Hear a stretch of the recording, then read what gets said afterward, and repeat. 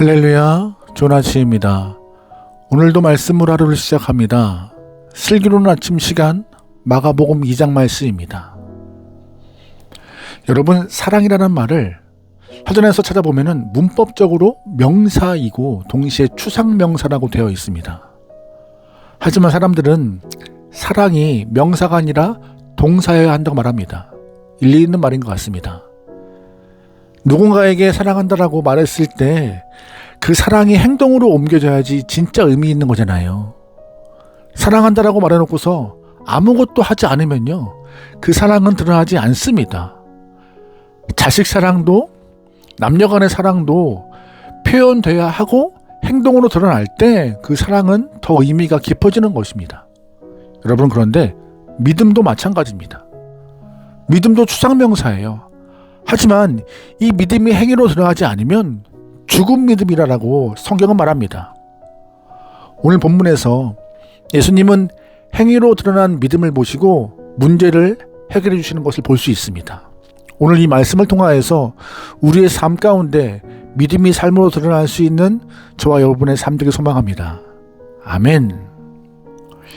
예수님께서 가버나움의 누구 집에 계시다는 소문이 온 동네에 퍼집니다. 당연히 많은 사람들이 몰려왔죠. 말씀을 듣기 원해 오는 사람들, 또한 병고침을 기대하며 모인 사람들이 인산인해를 이루고 있습니다. 예수님은 이 몰려든 사람들에게 하나님 나라에 대해서 전하기 시작하셨어요. 한편 주님이 말씀을 전하시는 이 가버나움 마을에 한 중풍병자가 있었습니다. 그는 예수님께서 자기 마을에 오셨다는 말을 듣고 예수님을 만나고 싶었지만 방법이 없었어요.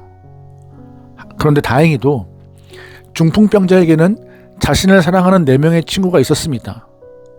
4명의 친구는 오랜 기간 동안 중풍병으로 고생한 친구를 그 치유의 능력자이신 예수님께 보이고 싶었어요. 왜냐하면 그러면 친구의 병이 곧 나을 것 같았거든요. 하지만 친구들이 봐도 방법이 없는 것처럼 보였습니다. 결국 고심 끝에 4명의 친구는 중풍병자 친구를 침상에 누인 채로 예수님께 데려가려고 마음먹었습니다. 4명의 친구가 이 중풍병자 친구가 누운 침상을 들고 예수님께서 말씀을 전하시는 집까지 도착을 해요. 그런데 생각보다 사람이 너무 많은 거예요.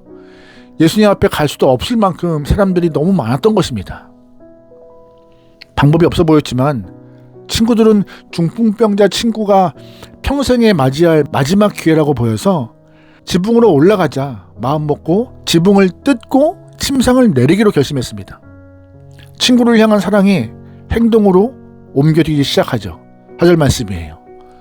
무리들 때문에 예수께 데려갈 수 없으므로 그 계신 곳에 지붕을 뜯어 구멍을 내고 중풍병자가 누운 상을 달아내리니. 아멘. 예수님께서 설교하시는데 머리에 먼지가, 또한 지푸라기가, 흙이 떨어지기 시작합니다. 예수님과 말씀을 듣기 위해 모인 사람들 모두가 당황했을 거예요.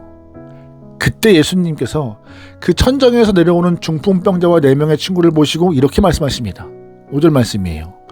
예수께서 그들의 믿음을 보시고 중풍병자에게 이르시되 작은 자야, 네 죄사함을 받았느니라 하시니. 아멘. 예수님께서 보신 것은 아픈 친구를 위해 지붕을 뜯고 들것으로 친구를 내리는 4명의 모습이었습니다. 믿음은요, 이렇게 주 앞에 보여져야 하는 것입니다. 사랑하는 친구를 위해 어떻게 하면 좋을까 고민하는 모습을 예수님은 보신 것이고, 중풍병자를 침상에 누이고 동네 어귀로 달려오는 그 친구들의 모습을 보신 것이고, 침상을 메고 지붕으로 올라가는 모습을 보신 것이고, 지붕을 뚫고 구멍을 내어 중풍병자 친구의 침상을 내리는 그들의 모습을 보신 것입니다. 친구들의 모든 행위를 통틀어 보시면서 주님 하신 말씀이 뭐예요? 그들의 믿음을 보셨다는 것입니다. 그 말씀 하신 이후에 친구가 병이 나요. 만약 4명의 친구들이 어떠한 행동도 하지 않았다면 어떤 모습의 결과가 있었을까요? 침상을 들고 그 집까지 왔는데 사람이 너무 많아서 포기해버립니다. 포기하고 돌아갔다면 어떤 일도 발생하지 않았을 것이에요. 그러나 4명의 친구는 포기 없이 그 다음을 행동합니다. 그들이 가지고 있었던 친구를 향한 사랑, 품고 있던 믿음을 주님이 보신 것이죠. 결국 드러난 믿음으로 인하여서 중풍병자 친구가 병이 나았습니다. 오늘 우리는 어떠한 믿음을 주님께 보여드리고 있습니까? 주님은 우리의 믿음을 보자고 하십니다. 주님 사랑합니다. 마음속 깊이 믿음을 가지고 있습니다라고 말하는 것은 아무 소용 없습니다. 주님은 입증하라 말씀하세요. 믿음은 우리의 행위로 온전케 됨을 여러분 기억하시면서 마음속 깊이 믿음을 감추고 있지 말고 절름발이 같은 신앙 갖지 말고 반쪽짜리 믿음 갖지 말고 믿음을 갖고 믿음을 드러내고 사랑을 갖고 사랑을 드러내어서 온전한 사랑, 온전한 믿음으로 주 앞에 나가시길 소망합니다. 아멘. 누가복음 19장 보면은요, 여리고성에 살고 있던 삭개오라는 세리장이 있었습니다. 삭개오는 돈은 많았지만 마음이 공허한 사람이었어요. 그도 예수님에 대한 소문을 익히 들었고 주님을 만나고 싶었습니다. 그런데 그 진짜 소문의 주인공이었던 예수님께서 여리고를 방문하신다는 얘기를 듣게 돼요. 너무 기뻤습니다. 하지만 현실적으로 한 가지의 문제에 직면하게 됩니다. 바로 키가 작았던 것이에요. 예수님을 둘러싼 사람들이 너무 많아서 예수님을 볼 수 없을 만큼 삭개오는 키가 작았습니다. 삭개오가 포기했을까요? 아닙니다. 그는 주님을 보고 싶은 간절한 마음 때문에 자신의 직업이 세리장임에도 불구하고 그런 체면 차리지 않고 주님을 보고 싶다는 마음 하나 가지고 돌 무화과 나무에 올라가는 것을 우리는 보았습니다. 그는 사회적 지위, 위치 이런 것보다 주님을 만나고 싶은 열망이 더 컸다는 거예요. 돌 무화과 나무에 기어 올라가서 예수님을 기다리는 모습, 사람들 보기엔 웃음거리겠지만 그런 거 신경 안 썼습니다. 오직 주님을 향한 마음, 보고 싶은 마음, 그게 전부였던 것입니다. 결국 주님의 눈과 삭개오의 눈이 마주치죠. 그의 믿음이 주님 앞에서 입증되고 드러난 것입니다. 예수님은 십자가를 향하여 가시는 바쁜 걸음에도 불구하고 삭개오에게 내려오라 말씀하시면서 그의 집에서 하룻밤을 유하십니다.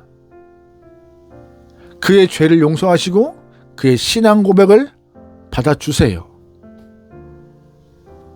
오늘 하루 우리가 살아가면서 어떠한 행위를 하든지 믿음이 꼭 드러나면 좋겠습니다. 사람에게 보여지는 믿음은 별로 썩 중요하지 않습니다. 주님께 믿음의 모습을 잘 보여드려 인정받을 수 있는 믿음의 귀한 영혼 되기를 소망합니다. 여러분 오늘 하루도 말씀으로 승리하고 믿음으로 승리하고 주를 닮고 쫓음으로 승리할 수 있는 귀한 삶 되기 소망합니다. 아멘. 기도하시겠습니다. 사랑의 하나님, 입으로만 신앙생활 하지 않고 손과 발로 전심으로 온 영혼이 주님을 향하여서 예배하고 찬양할 수 있는 아름다운 믿음의 삶을 살아낼 수 있는 귀한 영혼들에게 붙잡아 주시옵소서.